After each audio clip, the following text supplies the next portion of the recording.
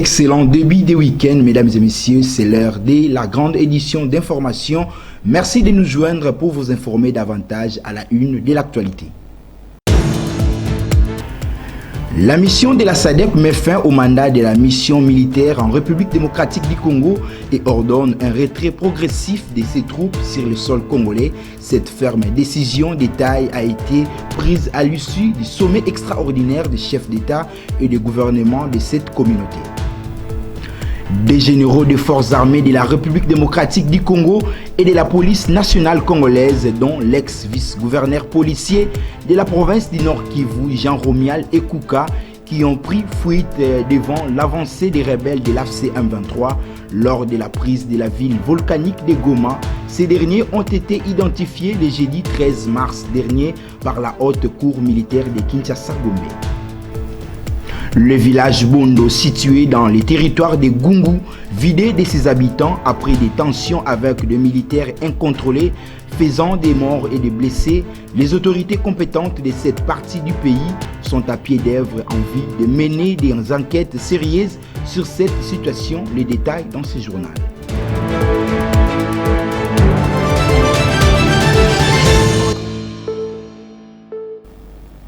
D'entrée de jeu, le chef d'État et de gouvernement de la communauté de développement de l'Afrique australe se sont réunis le jeudi 13 mars dernier en sommet extraordinaire virtuel sur la situation sécuritaire dans la partie orientale de la République démocratique du Congo.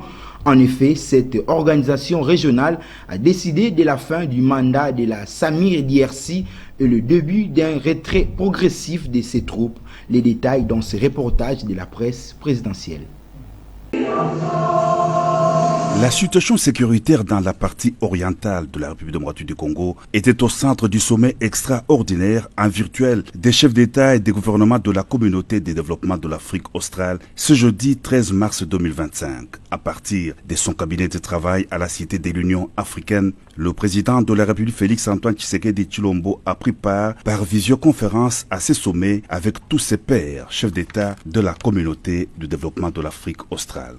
Présidé par Dr Emerson Mnangagwa, président du Zimbabwe et président en exercice de la SADC, ce sommet virtuel intervient une semaine après celui de l'organe de la Troïka et des pays contributeurs des troupes à la mission militaire de la SADC en RDC. Dans le communiqué final lu par le secrétaire exécutif de la SADC, Elias Magossi, le sommet extraordinaire a mis fin au mandat de la SAMI DRC et ordonné le début d'un retrait progressif des troupes. Le sommet a noté les besoins croissants humanitaires dans la RDC et en a appelé à la communauté internationale, y compris les Nations Unies et l'Union africaine, pour apporter une assistance humanitaire au peuple de la RDC. Le sommet a mis fin au mandat de la SAMI RDC et a décidé le début d'un retrait progressif des troupes de la SAMI RDC de la République démocratique du Congo.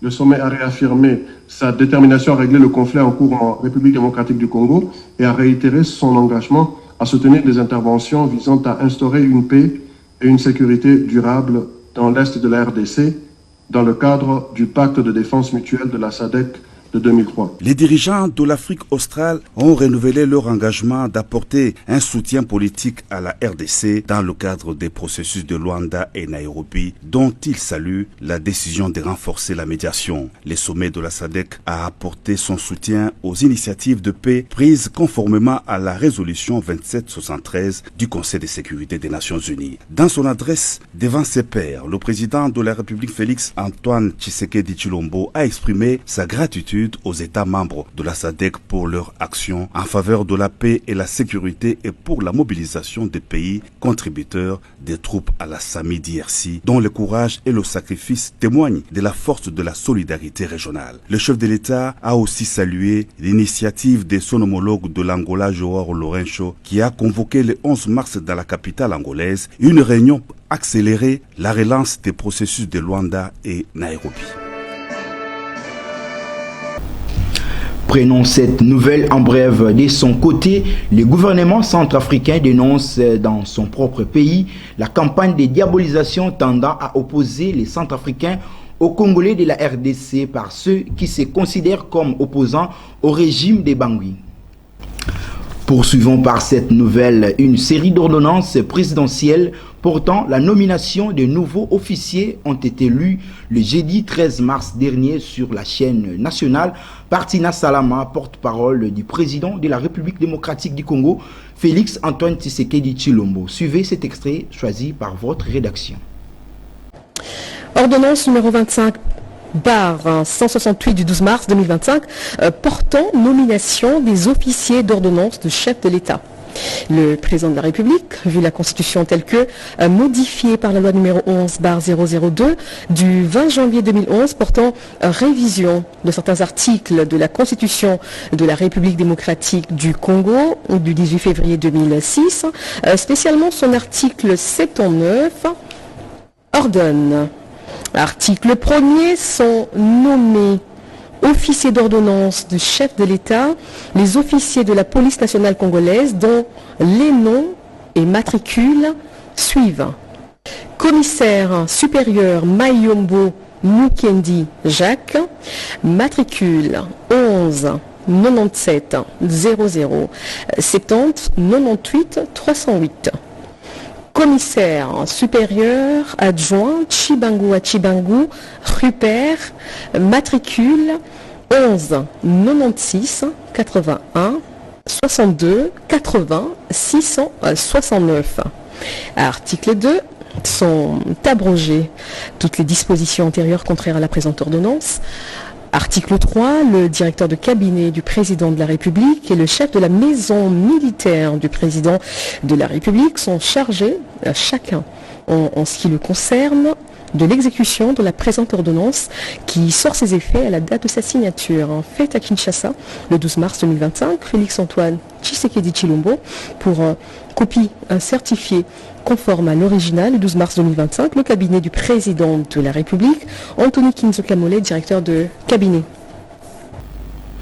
Abordons les chapitres des initiatives régionales initialement prévues le vendredi 28 février dernier à Harare, au Zimbabwe.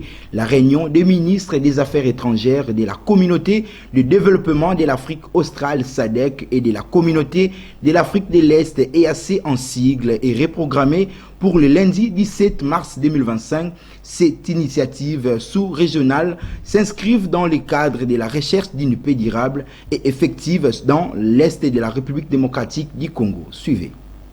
La convocation de cette réunion est conforme aux résolutions issues du sommet conjoint SADC-EAC tenu à Dar es Salaam en Tanzanie, qui ordonnait qu'une réunion conjointe de ministres de ces deux organisations se tienne pour délibérer sur le rapport de la réunion conjointe des chefs des forces de défense qui demandait le cessez-le-feu et la cessation des hostilités, la création d'un mécanisme de coordination technique au niveau des secrétariats pour surveiller la mise en œuvre des décisions du sommet conjoint, une feuille de route détaillée détaillant les mesures de mise en œuvre immédiate, à moyen et à long terme, y compris les modalités de financement et le traitement de toutes les autres questions résiduelles liées à la résiliation d'une paix et d'une sécurité durable dans la partie orientale de la République démocratique du Congo et formuler les recommandations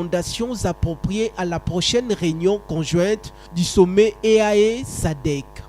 Notons par ailleurs qu'à l'issue du sommet conjoint SADC-EAC organisé à Dar es Salaam en Tanzanie sur la situation sécuritaire dans l'Est de la République démocratique du Congo, le chef d'État et des gouvernements des deux blocs sous-régionaux avait pris une série d'importantes décisions avec effet immédiat qui répondent à l'urgence humanitaire, aux besoins pressants d'une désescalade et aux attentes de Kinshasa pour venir en aide aux populations meurtries de la ville volcanique de Goma en province du Nord Kivu.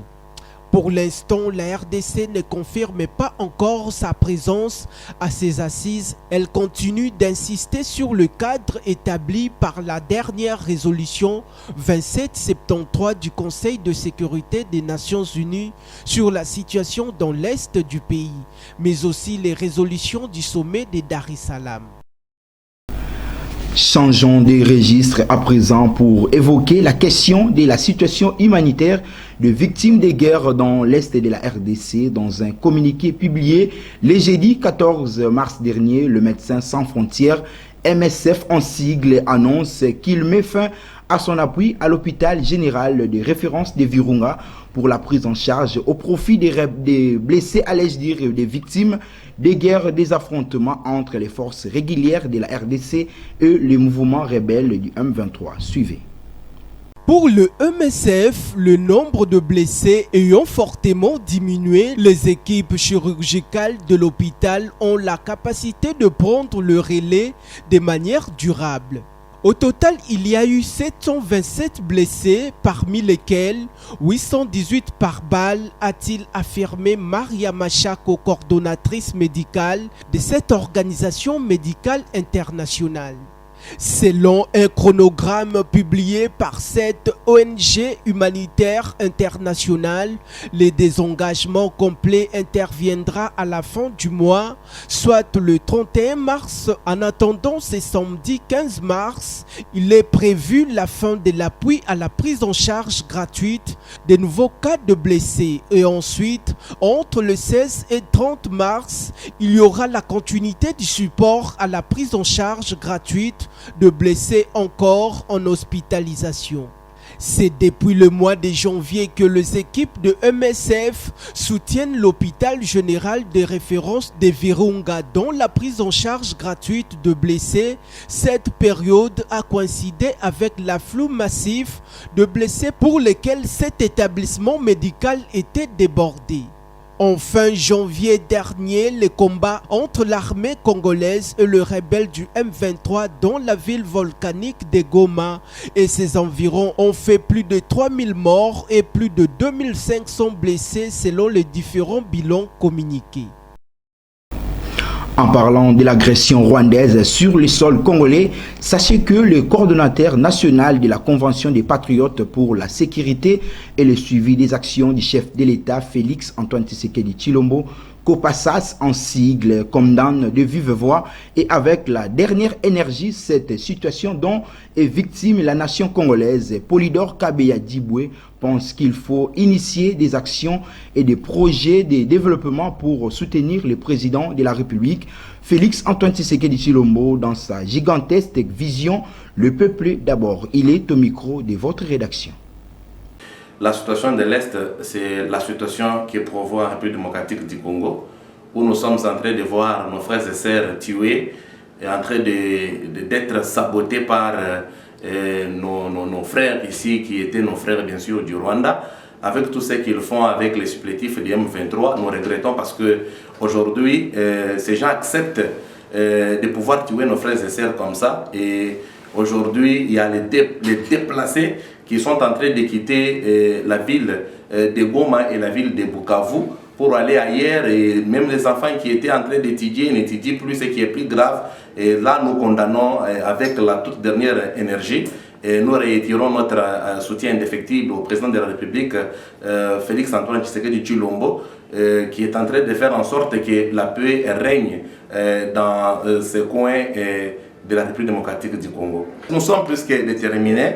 Nous lançons un vibrant certainement à tous les amis qui nous suivent des partis et d'autres, ceux qui sont à Kinshasa, ceux qui sont de la diaspora, d'être nos partenaires. Parce que nous, ici chez nous dans la COPASAS, nous cherchons des partenaires aussi pour soutenir les faibles, où nous appelons des personnes démunies. Au président de la République, comme nous savons qu'on ne peut pas forcer la main du chef, nous attendons de son Excellence M. Félix Antoine Tshisekedi Tshilombo, président de la République, l'accompagnement dans tout ce que nous sommes en train de faire, parce que sur terrain, ce qui est vrai, nous rencontrons beaucoup de difficultés, que ce soit l'ordre logistique, que ce soit même aussi la mobilité, quitter là où nous sommes pour le dépôt de nos bulletins d'information. Des fois, ça pose problème, des matériels aussi qu'il faudrait utiliser, des fois, ça nous pose problème. Voilà pourquoi nous lançons un appel par rapport à cela.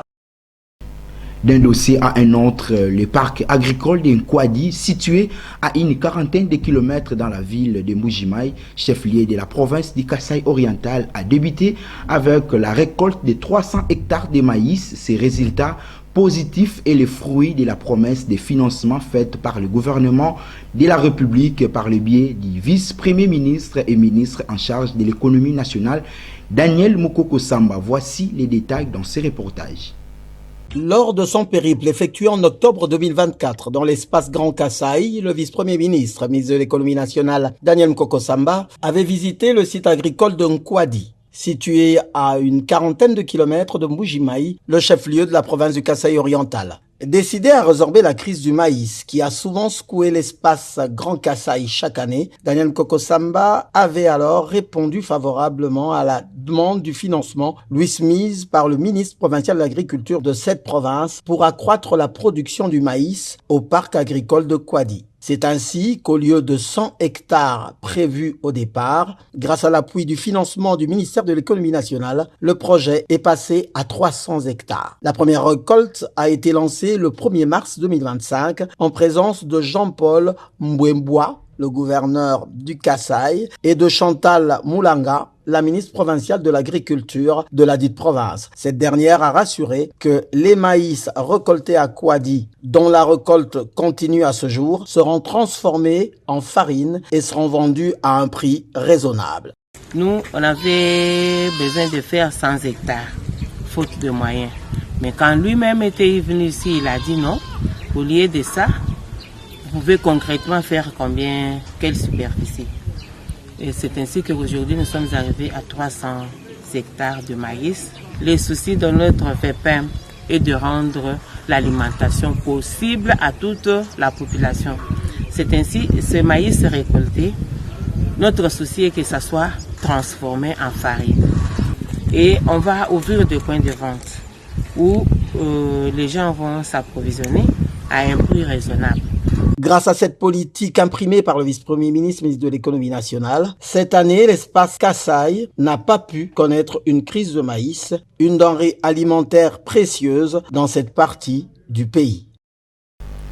Après plus de 20 ans de calvaire en plein capital de la ville-province de Kinshasa, la vice-ministre de l'Intérieur, Eugénie Tchelakamba, a procédé à l'installation d'un SIAT de la police le jeudi 13 mars dernier au quartier Lutendele ambassadeur dans la municipalité de Mongafula. C'est dans l'objectif de restaurer l'autorité de l'État dans ces coins de la capitale, allais-je dire. Suivez les détails dans ces reportages.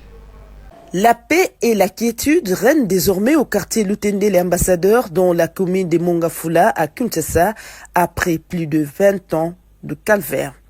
C'est grâce aux efforts du gouvernement souminois, après avoir donné les instructions fermes à la hiérarchie de la police pour l'installation urgente d'un commissariat à ces coins frontaliers situés à 400 mètres seulement de Congo-Brazzaville. La vice-ministre de l'Intérieur, Eugénie Tchelakamba, s'est rendue sur terrain pour palper du doigt la réalité, surtout les vécus quotidiens de la population. Sur terrain, la satisfaction du numéro 2 de la territoriale est totale. Bureau des forces de l'ordre installé, le drapeau national flotte, symbole du rétablissement de l'autorité de l'État. De l'autre côté, c'est Congo-Brazzaville.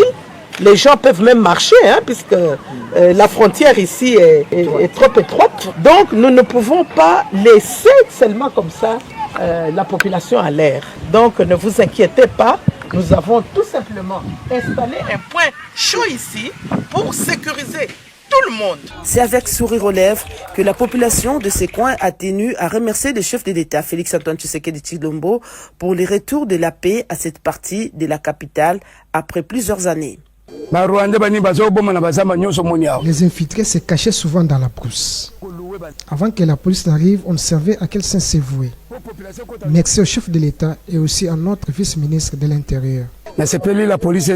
C'est sur une note de satisfaction totale que la vice-ministre de l'Intérieur, Eugénie Tchelakamba, a quitté le quartier Lutendele ambassadeur. Autre chose à présent, la haute cour militaire a débuté le jeudi 13 mars dernier le procès des officiers supérieurs militaires et de la police, poursuivis notamment pour des actes de lâcheté devant l'ennemi et de la violation des consignes lors de la prise de la ville volcanique de Goma dans la province du Nord Kivu par les forces négatives. Suivez les détails dans ces commentaires. 5 prévenus ont comparu devant la plus haute juridiction militaire. Le général Alengbia Nitete Siantsambe, commandant de la 34e région militaire, le commissaire divisionnaire Ekuka Lipopo, ex-vice-gouverneur policier de la province du Nord Kivu, le général Lupembe Monzengo Papi, commandant à la 11e brigade de réaction rapide à Sake, le général de brigade Yangbate Nedani, conseiller du gouverneur militaire du Nord Kivu, le général Mukunantumba Edi Léonard, commissaire provincial de cette province. Au cours de cette audience qui s'est tenue en présence du ministre de la Justice et garde des Sceaux Constant Mutamba, la haute cour militaire a procédé à l'identification de prévenus avant la lecture de l'acte d'accusation. Il est concrètement reproché aux prévenus de s'être rendus coupables de lâcheté devant l'avancée des rebelles du M23 et de l'AFC en prenant fuite après s'être emparés d'un bateau, laissant ainsi les troupes sans commandement. Il est également reproché aux prévenus d'avoir violé les consignes qui demandaient à chaque militaire de rester dans la ville volcanique de Goma et de la défendre arme à main jusqu'au sacrifice suprême, car ils ont quitté cette ville pour Bukavu.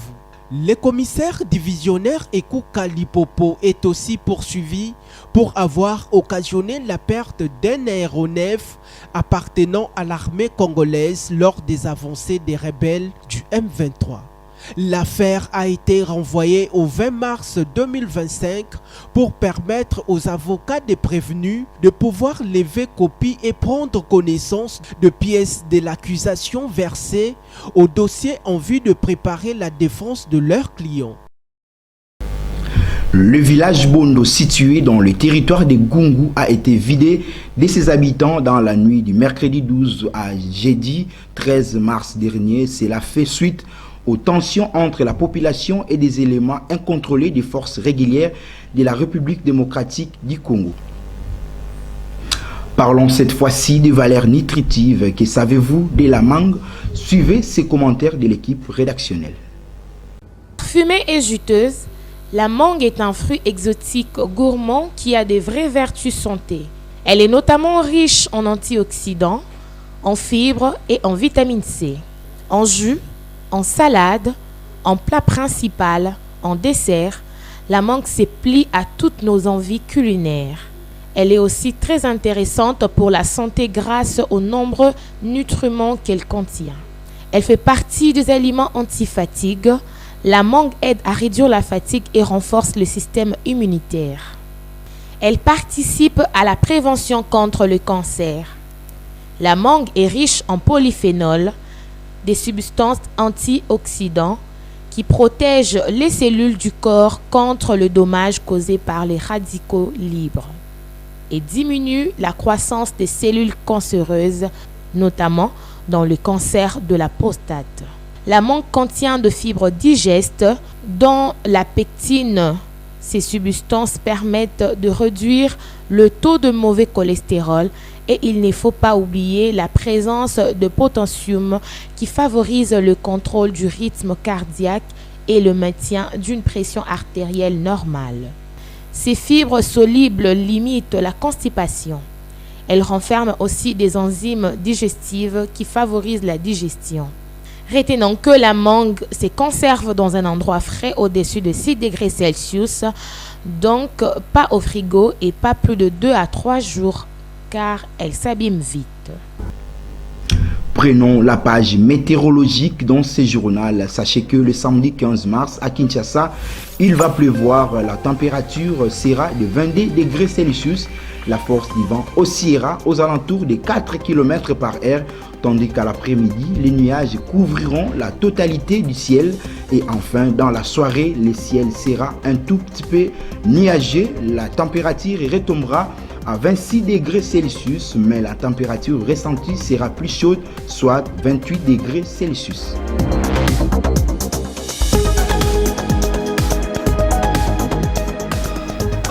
Avant de boucler cette grande édition d'information, la rédaction de Kinactu Télévision vous propose la belle sélection des journaux Paris ce vendredi 14 mars 2025 dans la capitale de la RDC. Retrouvez plus de détails dans ces commentaires de votre rédaction. Il s'agit du tout dernier numéro de la semaine. Mesdames et messieurs, bonsoir et bienvenue à cette revue de presse. Ouvrons-la par le quotidien La Tempête des Tropiques qui titre à sa une « Processus de Nairobi en perspective d'une suite F1 à Luanda ».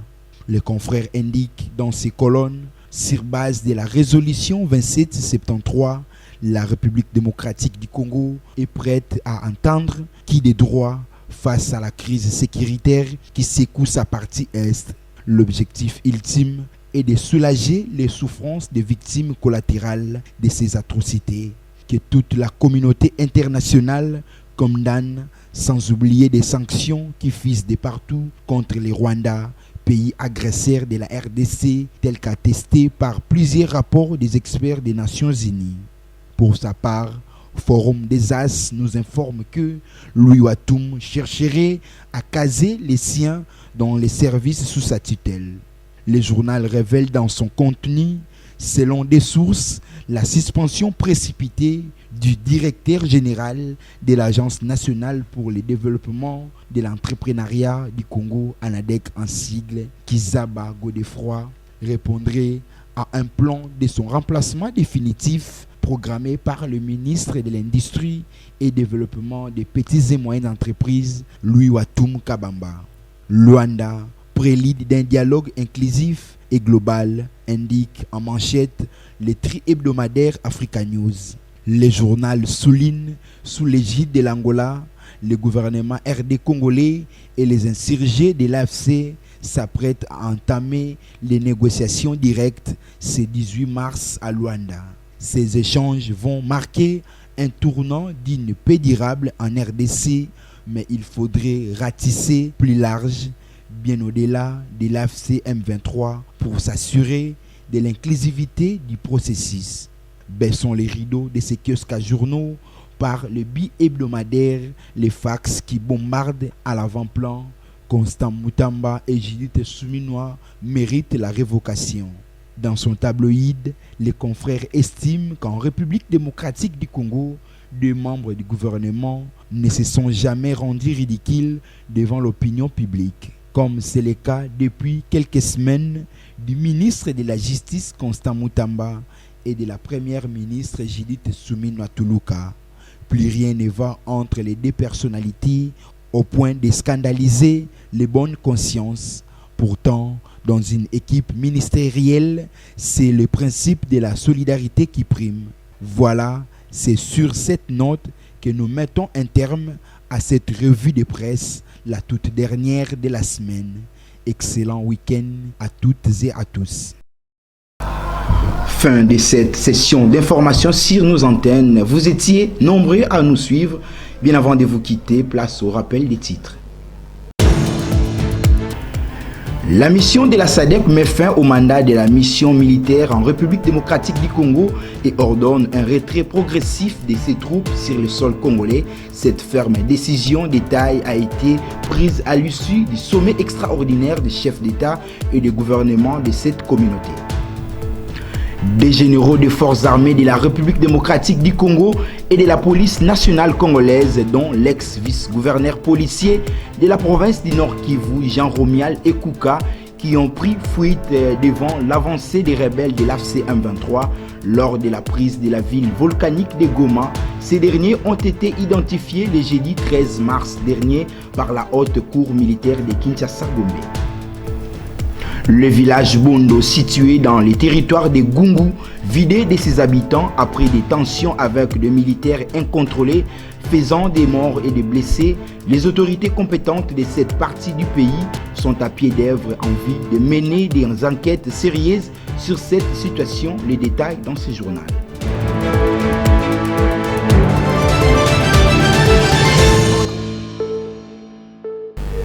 Kinactu Télévision reste à l'écoute de l'actualité, vous informer à temps réel 24 heures sur 24 D'ici là, portez-vous bien, excellente suite des programmes. Je vous retrouve prochainement avec la même ferveur. Que Dieu protège et bénisse la République démocratique du Congo.